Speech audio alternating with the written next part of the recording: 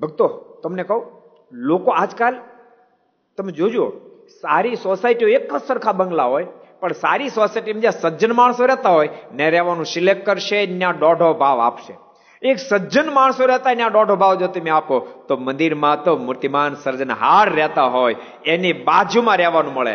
શું કામ ભાઈ? સજ્જન લોકો રહેતા હોય ત્યાં વધારે દોઢો ડબલ ભાવ આપે છે. એટલા માટે કે સજ્જન લોકો રહે છે તો એ સંસ્કારી સમાજ હશે, તો સંતાનો નાના બાળકો પણ સંસ્કાર હશે, તો એને અવલંબન કરી પોતાના પરિવારમાં સંસ્કારનું સિંચન થાય એટલે દોઢો ભાવ આપે.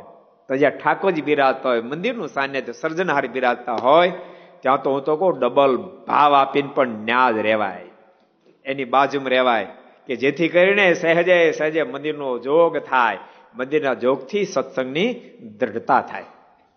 આ જૈન લોકો એવું બહુ રાખ્યો. જૈન લોકો તમે જોજો, એની સોસાયટી હોય ત્યાં ડેરાસર બનાવે, ડેરાસરની આજુબાજુ લોકો વધારે રહેતા હોય અને મોંઘો ખર્ચ કરીને પણ ત્યાં નજીક રહે.